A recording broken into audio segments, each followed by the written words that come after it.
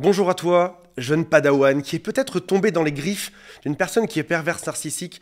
Nous allons voir aujourd'hui qu'il y a 5 types de discours que cette personne t'a fait de manière quotidienne. Cette vidéo m'est inspirée par Sam Vaknin, j'ai mis le lien en bas de la description de cette vidéo si vous voulez l'original en anglais. On va voir qu'une personne qui est perverse narcissique masquée est une personne qui a échoué à devenir pervers narcissique grandiose. Il y a 2 types de pervers narcissiques, ceux qui sont masqués, en gros ceux que tu vois seulement quand tu es dans le confort de ta maison, quand la porte extérieure se ferme, c'est là qu'ils vont te faire vivre un enfer. Ça, c'est les masqués, les timides, ceux qui cachent un peu leur façon de faire. Et puis, tu as les grandioses, ceux qu'on voit sur scène, ceux qui sont parfois dans notre élite, que ce soit en entreprise ou dans certains partis politiques. Ils assument leur statut, ils rabaissent en public. Pour 99% d'entre nous, on a plutôt eu affaire à des pervers narcissiques masqués, c'est-à-dire à la maison. Ça peut être typiquement ton conjoint ou ta conjointe. On va voir aujourd'hui qu'il y a 5 catégories de phrases que tu as pu entendre. Tout d'abord, il y a des phrases qui sont passives, agressives. Ensuite, il y a ce qui s'appelle des discours de sollicitation, qui sont des moments où ils se font passer pour stupides ou très humbles. On va voir aussi qu'il y a ce qui s'appelle des discours manipulateurs, des discours de contrôle et des discours envieux. Avant d'aller plus loin, si vous le souhaitez, abonnez-vous à cette chaîne. Il y a aussi un quiz en dessous qui s'appelle « Est-ce que cette personne est perverse narcissique ou pas ?» Alors commençons par ce qui est peut-être le moins dangereux, mais le plus visible au quotidien, c'est le côté passif-agressif. Alors, pour rappel, si on va voir dans le dictionnaire, c'est une phrase qui semble inoffensive et accidentelle, mais qui est agressive, qui va te faire du mal. Ça peut être une phrase, on va voir que ça peut être aussi un comportement. Et cette personne, si jamais tu leur dis que tu as mal, n'acceptera jamais la responsabilité de ce qu'il vient de te faire. Donc en gros, il y a une grosse différence entre ce que tu vois, ou l'intention surfacique qui est montrée, et ce que tu vas ressentir derrière. Et ça va masquer discrètement ses vraies intentions. Donc en gros, il y a une intention qui est néfaste en lui, au fond de lui, qu'il va maquiller, qu'il va déguiser en une espèce de petite remarque rigolote, ou dans un comportement qui semblera inoffensif. Typiquement, ça peut être un compliment qui va être détourné. Tu penses que c'est un compliment, mais en fait non, il va venir te tacler un peu derrière. Ça peut être aussi un discours qui va venir saboter ton image de toi, qui va faire que tu perds confiance en toi. Ça peut être aussi un comportement irrespectueux. Par exemple, tu as un rendez-vous important pour ton travail à 14 h, vous devez déjeuner ensemble à 12h30. Cette personne ne va pas arriver à 12h30, mais va arriver à 13h45. Juste assez pour louper le déjeuner et éventuellement te faire louper ton rendez-vous par la suite. Quoi qu'il y ait d'important sur Terre, cette personne ne sera pas là à l'heure et va toujours le justifier par « c'est un accident, c'est pas grave, j'ai pas fait exprès, pourquoi est-ce que tu m'en veux toujours, pourquoi est-ce que tu crées des problèmes ?» À l'inverse, si toi tu fais ça, ce n'est pas toléré. Mais cette personne sera, de manière générale, toujours un peu en retard quand c'est important. Tu organises un dîner à la maison le soir, tu as préparé des bougies, un super plat. C'est bizarrement ce soir-là qu'il y a un gros dossier à son travail qui est tombé et il va arriver 2 heures en retard. Et tu ne peux pas venir vérifier. C'est-à-dire qu'une personne de l'extérieur te dirait « c'est inoffensif, ça arrive, peut-être que cet homme ou cette femme a réellement un dossier à préparer. » Et c'est vrai que pris dans l'unité, si c'était une seule fois, tu te dirais c'est pas grave. Mais c'est un comportement qui est récurrent, qui te fait douter de toi. Et tu as toujours tendance, surtout si tu es une personne qui est gentille, agréable et patiente, à venir accepter ça, à dire ok, c'est pas grave, ça peut arriver à tout le monde. Et puis c'est vrai que ton boulot est important en ce moment.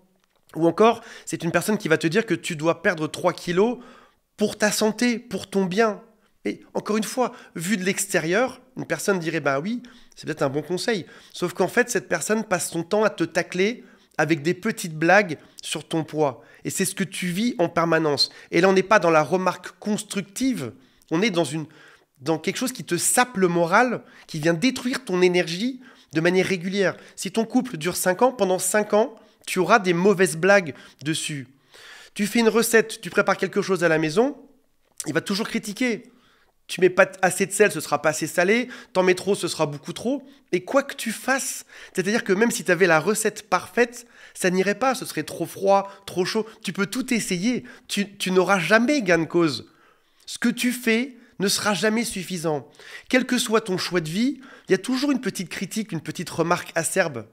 mais je dis ça pour ton bien. C'est vraiment, je fais ça pour toi parce que je suis ton mari, ta femme, parce que je suis ton soutien, ton support. Je te dis que c'est un mauvais choix. Oui, sauf que ta vie entière est critiquée. Donc oui, en surface, quand tu vas en parler à tes amis vont te dire bah, c'est normal, pas de souci, c'est même une bonne chose. Ce qu'ils ne comprennent pas, c'est l'enjeu sur ta vie. C'est même le principe du harcèlement. C'est la différence entre faire une mauvaise blague et faire tous les jours cette blague, toutes les heures. On arrive sur du harcèlement. Ton intuition te dit qu'il y a un problème, que la vraie intention derrière, la vraie intention au fond de son cœur, de son ventre ou de son cerveau, elle est différente de ce qui sort. Et ton intuition est bonne parce que, encore une fois, c'est dans la récurrence, c'est dans le nombre de fois qu'on te met mal à l'aise que tu sais, toi, qu'il y a un problème. Et malheureusement, personne au monde ne pourrait te comprendre là-dessus. Tu pourrais devant un juge, devant la police, devant les gendarmes, personne ne comprendrait ce que tu ressens réellement parce qu'il faudrait prendre le nombre de fois où cette phrase a été donnée. Tu as donc une espèce de chaud-froid permanent, des signaux mixtes. Tu as ce qui s'appelle des textes cachés. Il y a des signaux cachés. Il peut même venir te faire ce genre de remarques en public. Ça fait 30 fois qu'il te critique sur ton poids, et au moment où tu vas dîner avec tes amis, il va te critiquer sur le fait que tu aies pris 2 portions au lieu d'une, 3 nuggets au lieu de 2. Te dire, bah, c'est peut-être un peu trop, non? Et c'est un sujet qui devient sensible chez toi. C'est ce qui fait même l'inverse de ce qui devrait arriver. C'est que tu t'énerves devant tes amis. Et il va dire après, vous voyez, il est sensible, elle est sensible, je peux rien lui dire. Je parle juste d'un nuggets et il devient fou. Mais ce qu'ils ne savent pas, c'est tout l'antériorité de ce qui s'est passé, tout ce que tu as vécu toi. Deuxième type de message que tu vas recevoir chez un pervers narcissique masqué, c'est ce qui s'appelle une sollicitation. Alors, il y en a 2 types. Il y a tout d'abord ce qui s'appelle la pseudo-humilité.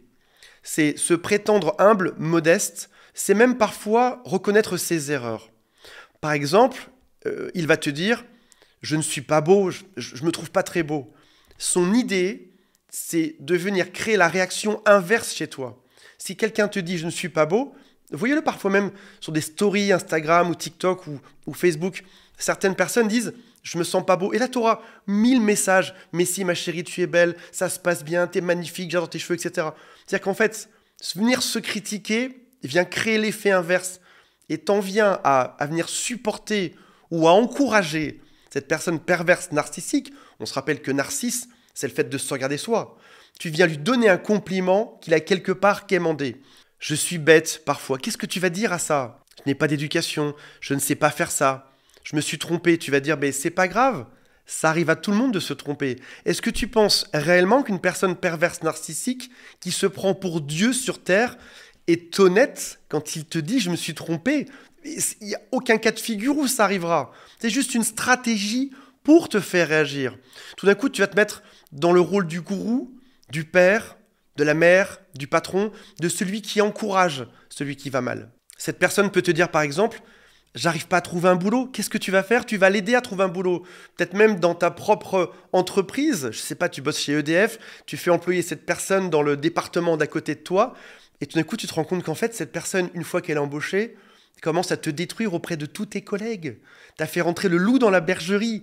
Il y a un problème d'argent, tu lui prêtes, tu ne reverras jamais cet argent. Troisième type de discours, c'est le discours manipulateur qui consiste à venir modifier ton comportement. Alors, juste pour rappel, il y a un livre qui s'appelle « Tous manipulés, tous manipulables » qui explique que chaque être humain va venir manipuler. Et c'est une chose qui est normale et qui est saine. C'est le fameux « si tu ne manges pas ta soupe, alors va te coucher ». Donc c'est soit tu manges ta soupe, soit tu te couches. C'est une forme de micro-manipulation. On le fait un peu moins en ce moment, mais c'est quelque chose qui fait partie de notre quotidien. Il y a, surtout quand on le fait, il y a une bienveillance. On fait ça dans le but que l'enfant se nourrisse, mange des choses saines, des légumes, soit en forme. Et c'est pour sa santé, c'est pour son bien. Là, chez eux, ce n'est pas inoffensif. C'est pour atteindre des objectifs personnels de ta destruction, pour te mettre à terre, pour te faire souffrir, pour te rendre inférieur. Et c'est là que ça devient puissant, c'est qu'en fait, cette personne est en train de créer un programme mental pour t'auto-détruire.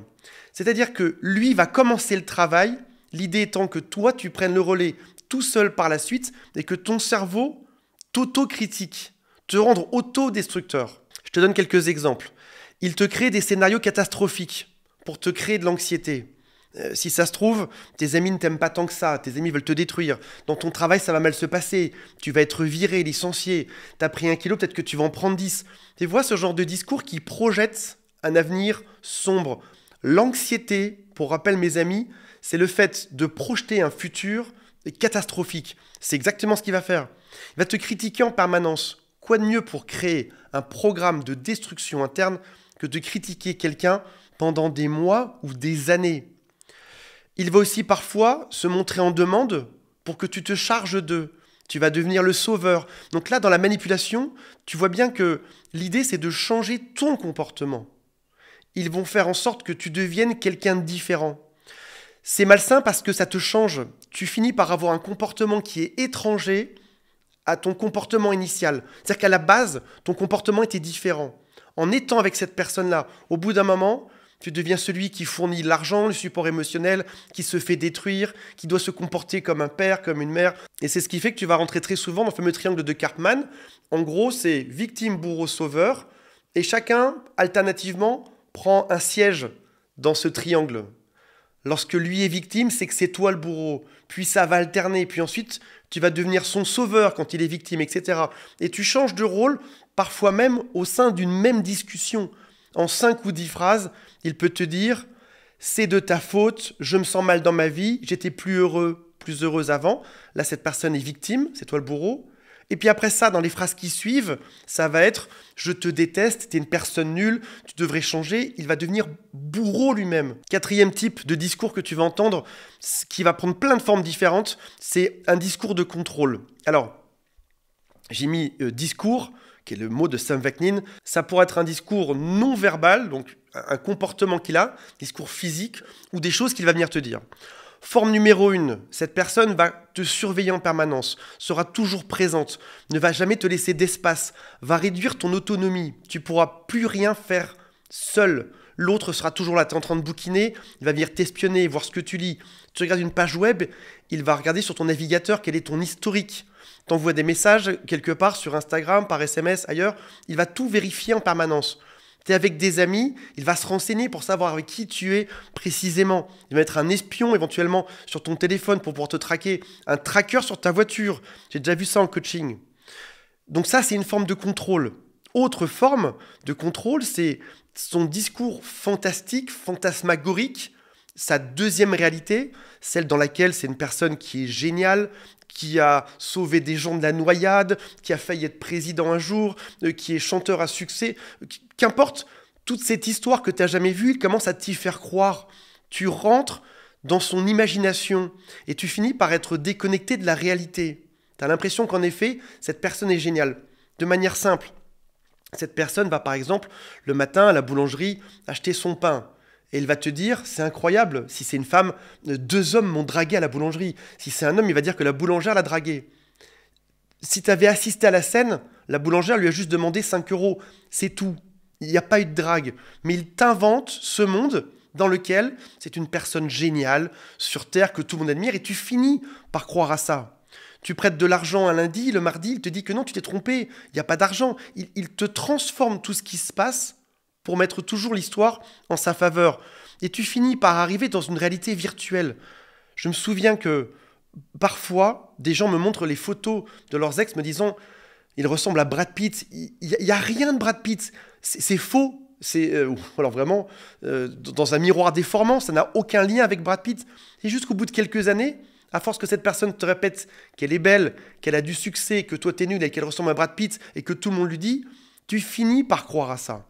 3e forme, ça va être très coercitif comme type de relation, ça va être des intimidations, des menaces, ça va alterner des promesses chaud-froid. Il va faire par exemple semblant d'être dépendant affectif de toi. Je ne peux pas y arriver sans toi. Je ne peux pas vivre sans toi. Ma vie n'aurait aucun sens sans toi. On est fait pour être ensemble. Et tu finis par y croire. Le 5e, c'est un discours qui est très envieux. Et là, on arrive vraiment sur son moteur, sur son mode de fonctionnement interne. L'envie, c'est son carburant. Et c'est très lié par la suite au ressentiment qu'il aura pour les autres. Dans sa tête, il se compare. Il va même te le dire. Il se sent discriminé, repoussé, rejeté, pas reconnu à sa juste valeur. il va diffamer les autres, il va dénigrer les autres, il se concentre à fond sur sa réputation, les autres ne valent rien. Il n'y a que lui qui mérite. Tu peux être par exemple devant la télévision, voir un spectacle de U2, je sais pas, ou d'un groupe à la mode, et il va dire mais je peux faire aussi bien qu'eux. C'est juste nul ce qu'ils font. Tu fais c'est quand même U2, c'est quand même quelqu'un de très connu. C'est quand même quelqu'un qui est très très connu à l'écran. Donc tu dis non, je suis sûr qu'elle n'écrit pas ses textes, elle est incapable, cette personne joue en playback, elle n'a pas d'importance. Le fait de diminuer tous les autres vient de ce moteur premier qui est la jalousie et l'envie. Ce demi-dieu sur Terre n'arrive pas à comprendre pourquoi est-ce que toute la foule, toute la France, toute l'Europe, tout l'univers, tout le Québec ne le regarde pas et lui donne sa place. Dans sa tête, il y a un réel sentiment d'injustice. Ce qui va créer ce monde illusoire, ce monde imaginaire dans lequel il t'envoie en permanence. Dans ce monde imaginaire, c'est la plus belle personne sur Terre, c'est la personne la plus talentueuse. Personne autour de lui ne vaut rien. Il mérite tout sans rien faire, comme un demi-dieu. Pour résumer, dis-toi bien une chose, c'est que cette personne-là n'a jamais eu un discours normal avec toi. Pendant la phase de lune de miel, de love bombing du début, il t'a dit des phrases qui étaient fausses. Et puis, par la suite, ces phrases ont toujours eu un objectif. Il y a toujours eu un agenda. Cet agenda, cet objectif pour toi, c'est de la haine, c'est de l'envie, c'est de la punition, c'est du contrôle, c'est de te rabaisser. Prends chacune de ces phrases qu'il t'a dites pendant des années, mets-les bout à bout et demande-toi quel a été l'objectif à chaque fois. Ça a toujours été l'un de ceux-ci. Voilà mes amis, si ça vous dit, il y a un quiz en dessous qui s'appelle « Est-ce que cette personne est perverse narcissique ?» Je suis aussi disponible au téléphone, en coaching, le lien est juste en dessous. Salut à tous, bye.